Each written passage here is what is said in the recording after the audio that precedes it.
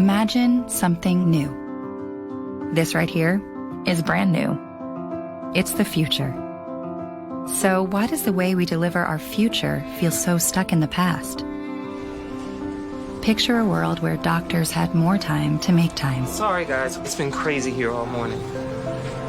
And mothers were part of their own healthcare decisions. Okay, let's schedule a C-section. Okay. Imagine if patients weren't blindsided by medical costs they didn't plan I for. think there's been a mistake. And mothers could get help no matter the hour. And get a big city specialist without traveling all the way to the big city. Or if they had all the support they needed to return to work. It's the pump room. It's all good. Imagine if that support included every path to parenthood. She's not going through with the adoption. What if we gave 120% to the 20% of new mothers who experience postpartum depression? Picture a world where our best employees go on leave and feel excited to come back, and having the resources in place to actually support them. Imagine if healthcare was built specifically for you. Just imagine how extraordinary that world would be. You don't have to imagine. Maven is building healthcare for you. Because at Maven, we believe everyone deserves access to high-quality healthcare. That's why we offer a team of compassionate providers and care advocates, available on demand for every woman and family when you need it most.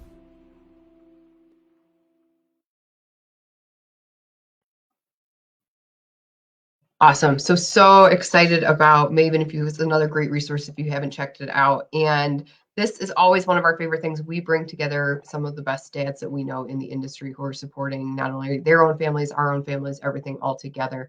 And so I'm so excited to launch into the Dad's Corner, the roles dads play at home and in the workplace, presented by Fathering Together and Dadditude. So please join me in welcoming Brian Anderson, the founder and CEO of Fathering Together, and Sam Goodman, co-founder and CEO of Dadditude. Welcome, gentlemen. I will bring you up now. How are you today? Good. I will turn it right over to you guys, and you can kick off this great panel. Thanks so much for being a sponsor of the work that we do at Mother Honestly, and can't wait to hear this. Awesome. Thank you. Brian, do you want me to kick it off? Go for Cool. it. Yeah. Awesome. Well, first off, I just wanted to say thank you to Mother Honestly for partnering with us and allowing us into this conversation, seeing the opportunity to include dads as a part of such an important day. And I think one of the reasons we find that to be so important is dads are 3 times more involved as parents than they were in 1965. And they actually see parenting as central to their identity now. And I think that this is only accelerated throughout the pandemic. So at Dadditude, we felt that there hasn't really been the right resourcing out there to help support this next generation of dads. They might not have the right role models. They might not have the right support system in place, and they might not have the right language even to talk about how they feel as fathers. And I think you might be surprised to find out that as a result, 68% of dads actually experience depression or anxiety during the first 5 years of their child's life, which is why we built the first coaching and community platform to support dads. Our goal is to help dads reflect on their role as dads, as partners, as role models, and to feel more excited and confident in that role. And because we believe, obviously, that parenting is a partnership, we hope that by getting men more excited to be dads, we can help address the fact that moms are still carrying most of the burden as primary caretakers. And as we saw during COVID, really suffering more in the workplace and at home. I think this all starts with a conversation, being able to address some of the past missing pieces there between partners. And I think my personal hope just with today's panel is that it simply helps open up actionable ways that you can talk with your partner or the dad in your child's life to start building that more equitable partnership at home so you can find equitable partnership in all places. We've certainly seen, at least in Dadditude, that dads want to feel seen, they want to grow, and they want to work with their partners on this conversation. So really excited to be here with Brian and the rest of our panel to start having that conversation today. Great. Yeah, Sam, couldn't have said it better myself. At Fathering Together, we've been around for about 4 years, and we began as a Facebook group called Dads with Daughters, where Chris Lewis and I, my fellow co-founder, created a space just to let dads connect and ask those questions that we might feel afraid to ask or might feel like judged because we didn't know something. And as our group grew, as the conversations got richer, we just saw a wealth of stories not being shared in a larger public domain. And at Fathering Together, our goal is to elevate those stories, to expand the narratives that are fatherhood in today, in our culture today. Many dads I talk to see themselves as the dad they want to be, sometimes because they had an amazing father growing up, and a lot of times because they want to be the polar opposite of the experience they had with their own father.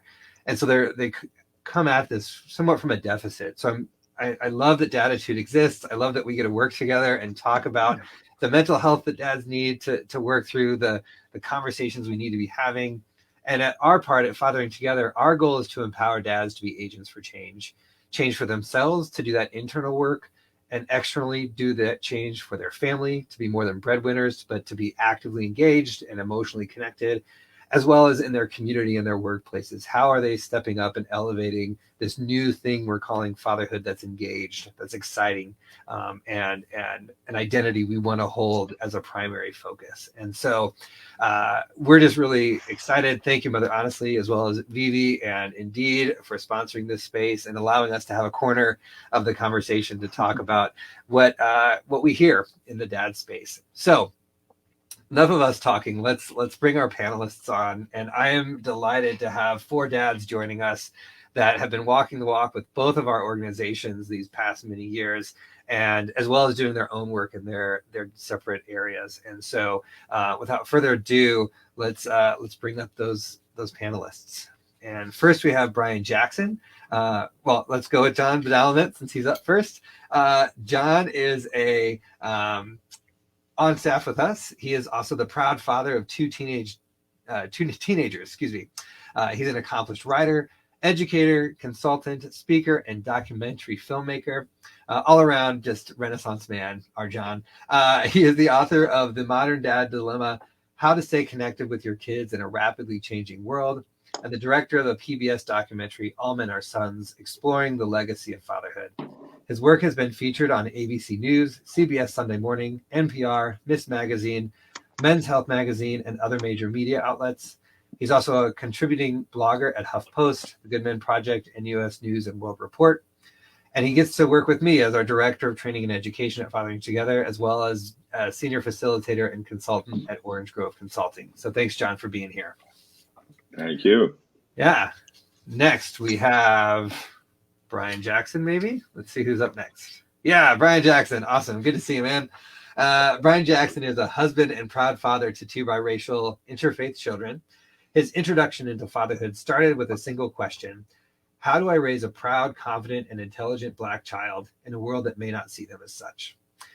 He used this driving question to galvanize other new dads and founded Attachment, a Virginia-based fathers group that supports dads on their fathering journey. Brian understands the importance of transforming the negative narrative about Black fathers, and has used that passion to co-create and co-host the Dad Genes podcast, where they explore the DNA of healthy fathering. He's got 2 co-hosts on there, Deanan and Harris, who are phenomenal dads in their own right, and they discuss the joys and challenges of fathering in that space. Next, we have Dr. Dan Singley. There we go. Dr. Singley is a San Diego-based board-certified psychologist and director of the Center for Men's Excellence. Research and practice focused on men's mental health, with a particular emphasis on reproductive psychology and the transition to fatherhood. Dan won the American Psychological Association's 2017 Practitioner of the Year Award from the Division on Men and Masculinities. He's the past president of the APA's section on positive psychology and currently serves on the board of the APA's Society for the Psychological Study of Men and Masculinities, and the President's Advisory Council for Postpartum Support International. He conducts trainings and presentations around the country to assist individuals and organizations to enhance their level of fatherhood inclusiveness, and founded the grant-funded Basic Training for New Dads, Inc. nonprofit, and the Padre Cadre social networking application for dads to connect and find out the tools they need as they become fathers. He's also a cook. He loves to surf, read, and drive his 2 sons around to all of their activities so that they can't escape his annoying shrinky questions. So thanks for being here, Dan. And hopefully we'll get your camera sorted while we introduce our final panelist, Joe Cicedo. Joe is a proud Mexican-American dad from San Antonio, Texas. He now lives just down the street from me in Skokie with his wife, Kat, Cruz, Isai, with his wife, Kat, and his sons, Cruz, Isai, and Diego. He has been an ongoing contributor to Fathering Together, having moderated a panel for us on Latino dads, speaking about the nuances of parenthood within that culture, and launching the Facebook group Dads for Racial Equity. Joe is a first-generation college graduate with over a decade of experience leading college access, diversity education, and student retention programming. Since 2019, Joe has been with Chicago-based nonprofit Partnership for College Completion, where he advises executive teams at 25 Illinois community colleges and universities on ways to close graduation gaps adversely affecting Black, Latinx, and low-income students. So, as you can see, we've got a lot of great dads covering a wide range of experiences and topics, and I'm just really excited to hear what they have to say. When we do our panels at Fathering Together, we like to keep them very conversational, not just one after the other speaker. So I'll pose the question to one individual, and then I'll leave it up to our panelists to chime in as they feel so moved before we move on to the next question. So without further ado, Dr. Dan Singley, let's begin with you with our first question. So historically speaking, but even today, we see that the expectations around parenthood between moms and dads are very different.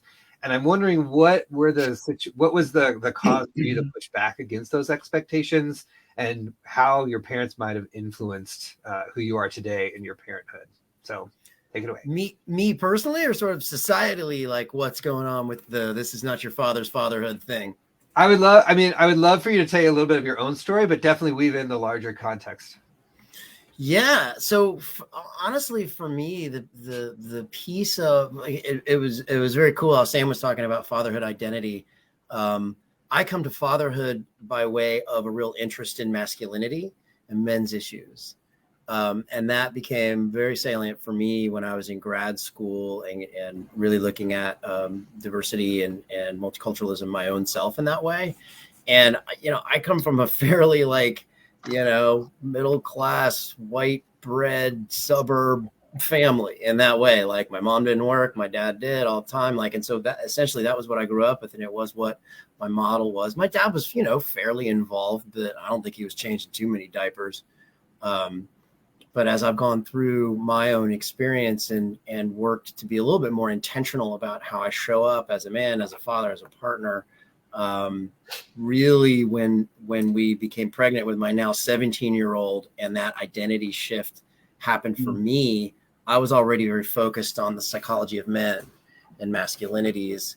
And that's very much for me the platform upon which my interest in fatherhood happened. And then I got I said, hey, I'm going to go to First Five grant, started a class for expectant dads, and really have focused my research and my practice on the dude to dad transition, paternal, perinatal, mental health. And I've never looked back. I love it.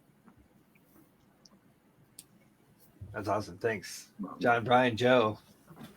Yeah. I'll go. I'll just follow up on that because that's similar in the sense that I came to working with fathers mainly because I was, personally and professionally, but personally had very complicated relationship with my father and trying to connect with him. He divorced my mom when I was 3. He was in and out of my life. He was alcoholic. I loved him, but I also had a lot of conflict with him. So personally, that's been a theme. But really, I came to working with fathers because I felt like as I became a young man, into high school, into college, and even post-college, something wasn't the rules of masculinity, the norms just they weren't working for me. It wasn't that I didn't understand them. I understood that being a guy, there was a bind. It was like I could be both sides of the equation. I can be strong and courageous, but why can't I talk about what's going on inside? Strong and big-hearted is sort of the short version of what I see and what I saw as being a man. And it actually was I thought in terms of how to address this subject, fatherhood I made a documentary about men and their fathers. And fatherhood seemed to me a great way into conversations about gender and conversations about what does it mean to be a man? What, how is caring essential to being a man? And so it was really through masculinity and manhood that I came to my interest in fatherhood, and then became a father, and the story goes from there. But that's just sort of a starting point. And I can add also, thanks, John. I knew at a very young age that there were gender dynamics amongst my mother and father, and identifying that as a child, I started to see that anything that landed within the realm of sports or, major academic issues was my father. And then everything else was my mother. And it was difficult trying to navigate as a youth, who to go to for what. So preemptively, I went to my mom for everything. And that created a void in communication between my father and I until, when I got older, my father and I became like best friends. But I recognized that my dad did the best he could with what he had, because my dad lost his father when he was 12. And so when you think about what my dad didn't get from his dad, it makes sense how, as I was growing up, I was seeing a difference in his engagement and my mother's engagement. And I knew that when I became a father, that I wanted to live within both realms, right? I wanted to really just explore what was foundational, meaning what my mother provided, but also kind of live in that murky, that was scary, that my dad demonstrated in, sort of, should I lean in or should I not lean in? And so what it became for me was the best way to honor both of them by allowing for their legacies to kind of live through my actions, but also recognizing that if there was a void, that blame shouldn't be placed on my father, because growing up in the 50s and the 60s as a Black man, like all of these different things helped to frame how he viewed the world. But it was still one of those nuances that I said, you know what, I could actually be the tie that binds the two to really be the change that I want to see in continuing the legacy of what type of man that I want to be for my children. Cool. Yeah, legacy is a huge piece. I love that you brought that up. Yeah. How about you, Joe? Anything to add before we move to the next question? Sure. Yeah. And I appreciate everybody, sharing so openly. And I want to thank you, Brian, for the invitation to be on this panel and really to be a part of Fathering Together. That was my entry point to a community that could exist to support me as a dad.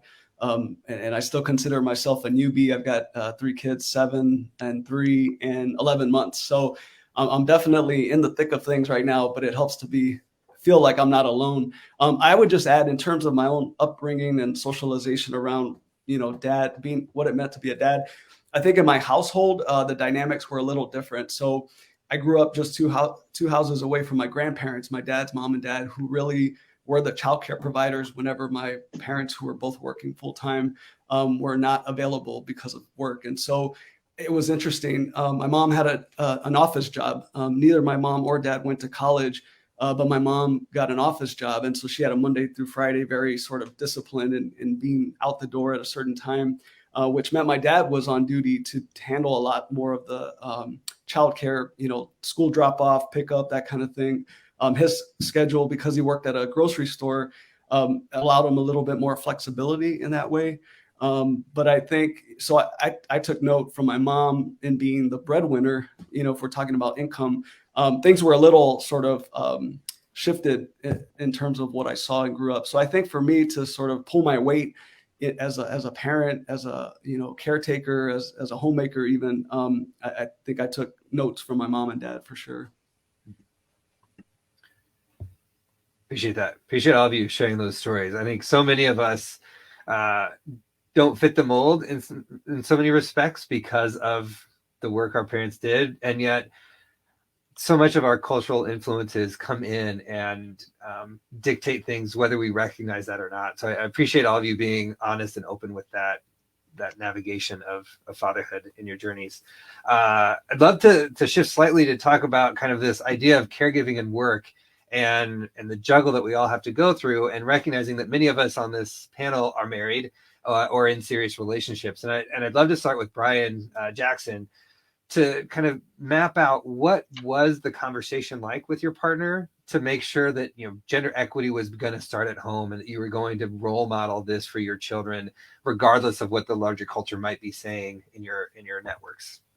Perfect. I thank you for that question. And I smile a little bit because that was essentially what activated us realizing that we needed to be together. My wife comes from a very large Indian family, and traditionally, you don't necessarily see the marriage between two faiths, right? And so when we started to identify that there were a lot of similarities with our families, but then there was a lot of fear that was impacting not only how we saw each other, but how our families would possibly engage in the future, we focused on premarital counseling heavy when we were dating.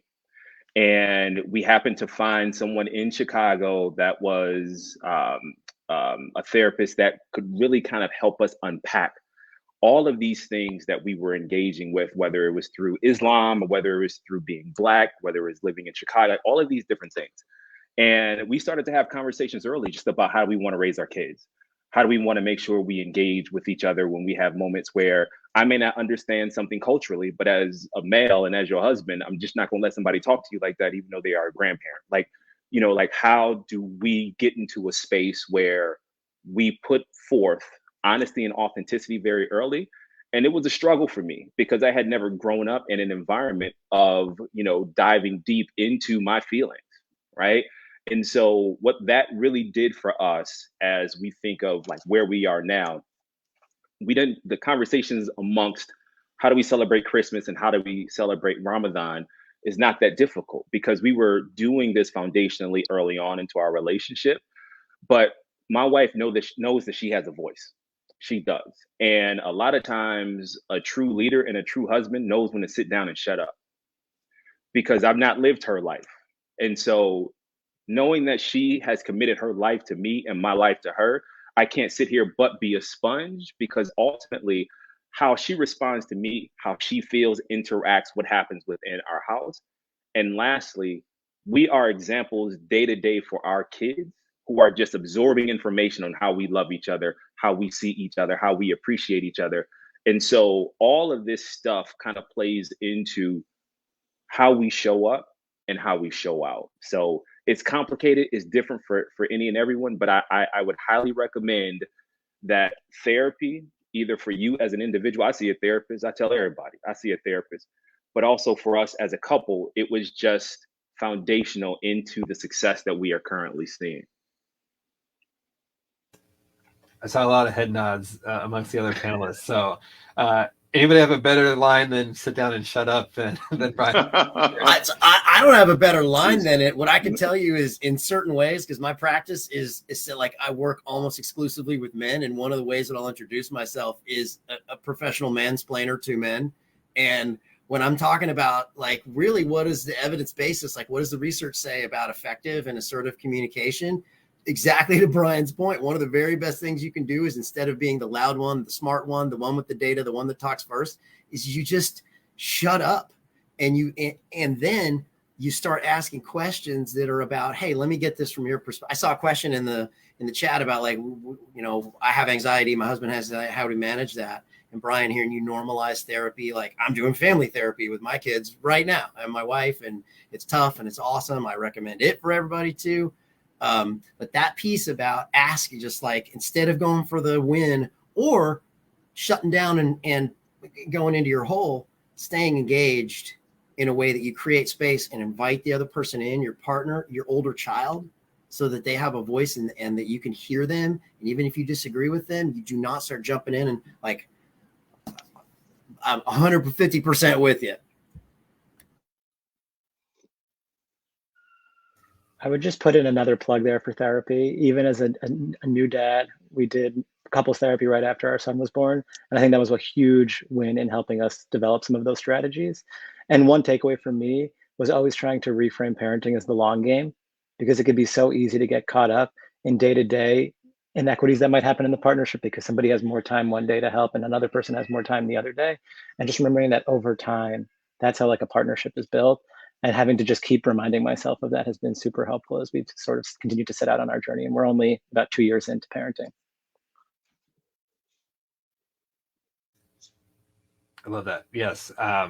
And I will also say, just put in a shameless plug for Raina Togelmeyer. She's a young adult illustrator, graphic novelist. She's done some of the Babysitters Clubs. She's got some autobiographical stuff. And she's very open in her stories about therapy and kids going through therapy. And so when I introduced the idea to my daughter, I was prepared to have pushback and have to really explain things. And she was like, oh, just like that one character. That's exciting. And so to normalize the conversation that therapy doesn't mean we're broken, that we've got all these things wrong with us, but it's just a way to have another resource and another outlet has helped in the larger communication, especially through this pandemic, in our home with our kids, in the mental strain that we've all been under. So appreciate all those takes. Sam, you just kind of started talking about this, but I'd love to shift to Joe. You've got, your youngest is not even a year old yet. And so as you added a third child into the mix, obviously the equations start to change. You're outnumbered. You kind of go into a zone defense as parents. So wondering, how does the plan change? How have you, what steps have you put in to maintain that flexibility at home and at work with Cass? Yeah.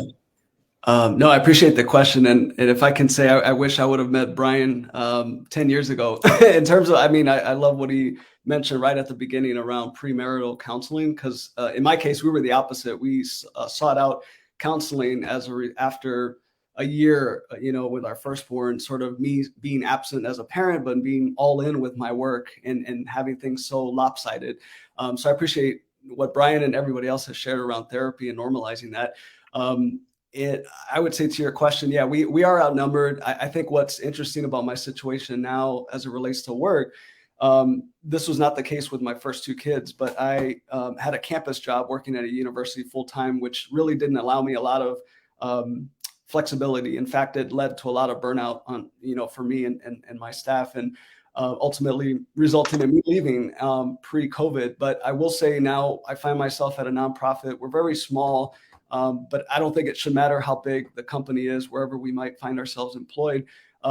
If folks are committed to the well-being of their staff, and it's also a retention mechanism. I think this was shared in a morning summit conference presentation. But I work at a company that really does value, folks and their lives outside of work.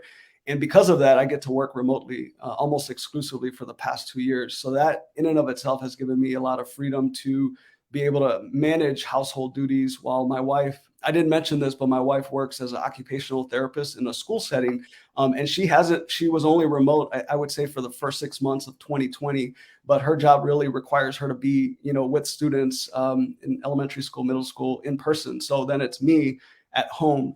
And so because we're both sort of at our wits' end when we have all 3 kids now, I do what I can to schedule, pockets of time to do the laundry, wash the dishes, take care of the dogs. We got 2 dogs as well.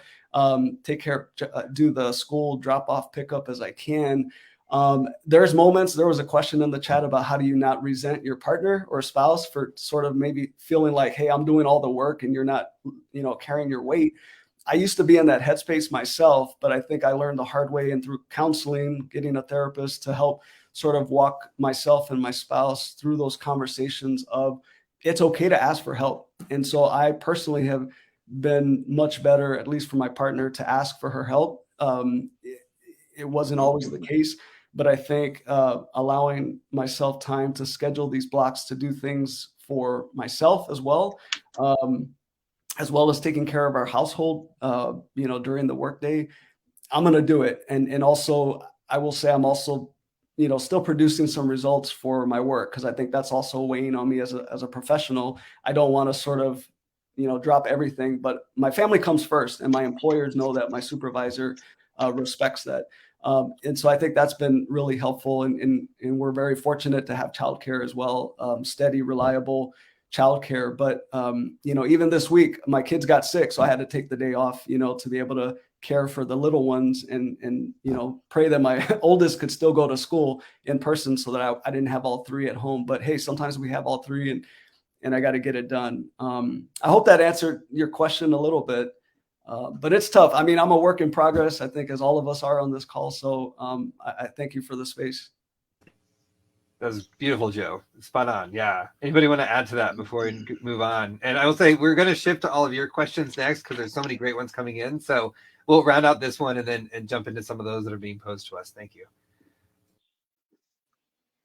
I'll just add quickly. I think resentment is okay in the sense of you recognizing that you're listening to your feelings, right? Like, see where that is coming from. Identify if it is something that needs to be discussed or has to be discussed or can be discussed, because us as men, we have a tendency to live in a silo and not share our feelings. Okay. But once we learn sort of how to navigate this resentment, if it's, well, I've done all of this stuff at work today and you haven't done anything. It's like, well, just pause. Okay. Just relax, unpack that more, right? What did you see when you came home? Right. Because this was something that I had to deal with when I was working 10-hour days and we had just had our son Nas, who was just born, and I would come home and it'd be like 40 Amazon boxes outside the house. And my thought was, so you just spend all day just shopping. But then when I got in, we started to talk and it was, man, you did all the naps, you fed, you did all of these things. And all I was just seeing was the aftermath of it. So it was one of those things where you sort of have to somewhat unlearn, but listen to those feelings, because again, those feelings are our pathway into becoming a better communicator. So don't run away from that muscle that hasn't been built yet. Like, you have to get in there and you got to be willing to put in the work for the sake of that child and your partner. You got to. So can I piggyback this will be real fast, but we're talking about men, we're talking about fathers, and Brian, when you're talking about resentment, so one of these points that I address over and over and over again with patients of mine, you got your primary emotions, you got your secondary emotions. Pretty much any version of anger, frustration, irritated, annoyed, resent, these are secondary and they're real. Those, to your point, are absolutely very real affective states. However, they virtually never occur in isolation. They almost always coexist with primary emotions, which are not externalized like some version of anger is. Primary ones have some kind of hurt and some kind of pain associated with them. Anxiety, sad, worried, concerned, confused, rejected, like whatever it is. And so when I'm cueing in on, okay, I've got some resentment going, my resentment is almost always resentment of that thing out there.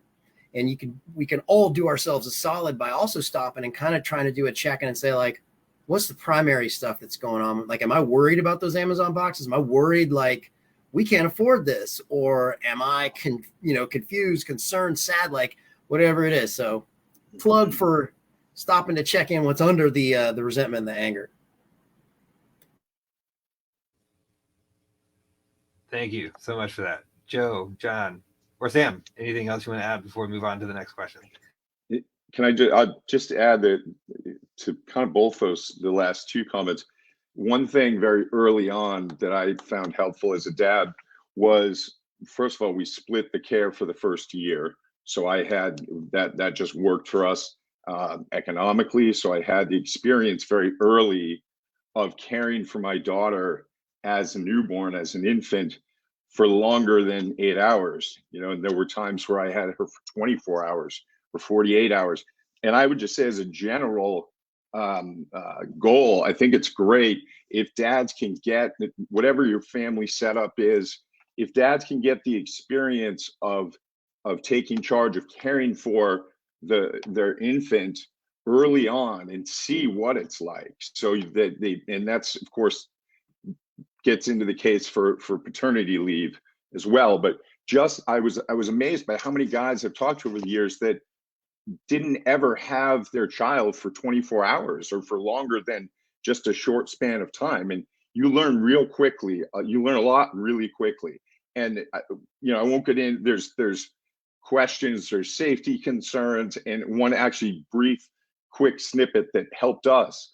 It was my wife at the time. I'm currently divorced, but we did have a conversation where I was taking my daughter out for the afternoon. She was going to work, and I had the diaper bag packed, and I went upstairs to get something else, and I came back and I was like, this thing, I don't remember it being this heavy. And I opened it up, and there was like another set of clothes, food, all these kinds of things.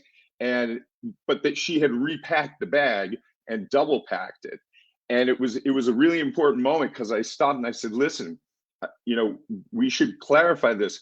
I understand I got to have the basic safety, I got to have food. I was joking about that, having diapers and clothes. But I said, I really need you to trust me and to trust that the way I'm doing things here is okay and our daughter's going to be good.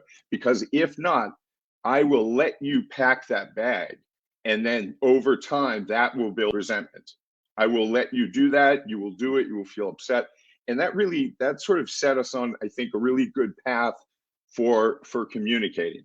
And then the short version of that, I think, is to answer the question of like how to get men engaged is complaint to request.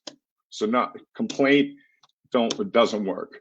Making requests is really important. So in that case, I requested that she doesn't repack the bag, and trust me, and it worked out really well. We were married for 17 years, just for the record. Yep, because I threw that in there that I was divorced, but we still co-parent our kids. So. And as I said at the top, parenting comes in all forms. At Fathering Together, we define fatherhood very broadly and expansively, that it's not just biological dads that are invested. We have stepdads, we have adoptive dads, we have uncles and grandparents that are stepping into being primary, father figures, or even the neighbor next door. And so I think there's another layer to this that we won't get to, but just to talking about what does fatherhood mean and the relationship men have with children, which is a whole nother conversation. And the thread is clearly blowing up with questions, and I so appreciate all of these. We're going to get to as many as we can in the next few minutes, but definitely would love to continue this in other ways that we can get to at the end of the panel. But rapid fire, here are 3 questions that we will close with, and all of you can tackle them as you can. But basically, in general, how do we create systems where our partners feel empowered to help? John, I think you illustrated that really well in your last question, but if there's other thoughts y'all have on the panel, how do we incorporate therapy? But then how do we address the underlying issues of anxiety in our present moment? I'd love to turn it back to Brian to kick off around anxiety, if that's okay with you. And then for the rest of you, answer those as you can. Yeah. Perfect. Thanks, Brian, for this question. I suffer from anxiety. And I mean, I also should say that my amazing wife is a therapist. So like every day at dinner, I'm getting a free therapy session when I just ask for catch up, and so it's an aspect that we have been working on together. But what I have learned is that my emotional load shouldn't become my wife's emotional load, because women are already enduring so much. And so what I had to do with the help of my wife was identify what are my triggers, right? But then also focusing on what is my anxiety based in? Is it based in failure? Is it based on not being a good father? And so I started to generate some questions that I would take into therapy or would talk to my wife about. But if there's one key piece of advice for the person that asked that question, your spouse has to look at parenting like a free throw, okay? And he's standing at the line and he knows what to do. It's just natural. And you will miss 100% of the shots you don't take. So you got to take a shot. You got to take a shot at being a father. You got to take a shot at really understanding this child, because at the end of the day, when you are on that line by yourself, it can really feel overwhelming. But when you make it, it really feels good. But even when you miss it, you can do it again. So I would just say that as you navigate through both of your anxieties, just offer it up to what are your triggers? Let's just write those down and really talk about, is this something to focus on now, or is this something to focus on later? And just have a regular conversation, because anxiety shouldn't be a challenge that prevents you from moving forward. It should actually be something that captivates the enjoyment and the excitement of the process of parenting. So I would just say that. I gotta say, it's super meaningful to me at like how folks are just being open, normalizing therapy, mental health. Like for me, for the work that I do, like it's really, really gratifying, and I'm very, very sensitive to that. And the point about anxiety, so because my focus is perinatal mental health, before antenatally, the birth, and then first year or so postpartum. Anxiety, it's funny, people talking about the postpartum and they're talking about depression. Anxiety is more prevalent than is depression. And even though dads might sort of manifest depression in a way that can look more sort of like anger or isolation or drinking or somaticizing, anxiety is more common. And all of us that do this kind of work see it.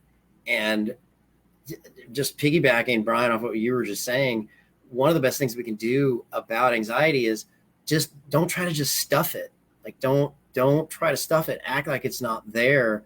And for the things that give us anxiety, really question if I'm engaging in avoidance around the anxiety, how much is that getting in the way for me?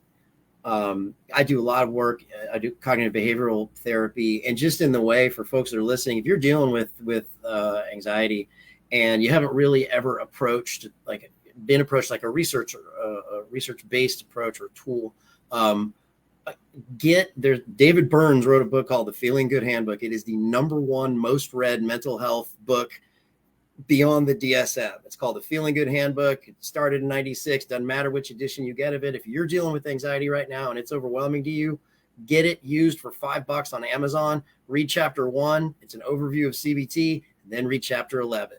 And it is very, very likely to give you some insight into, and then some really concrete tools that you can use. And while you're in the book, I don't get proceeds from it, by the way. There are some really good chapters about communication, about intimate communication, about fair conflict, and those are central casting for some of the issues that parents deal with.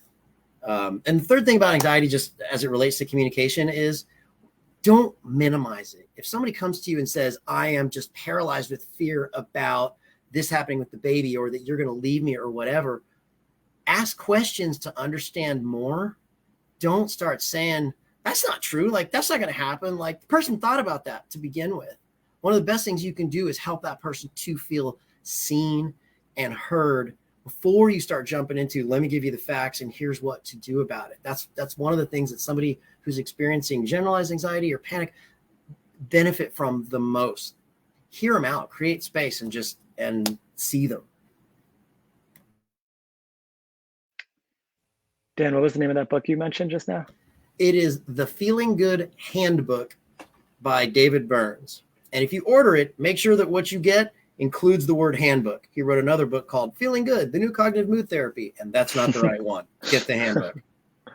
I think that every dad on this panel is amazing. And I think some of us might find them unique in their openness to talk about therapy, to talk about anxiety, to talk about recognizing in themselves how they want to act as parents.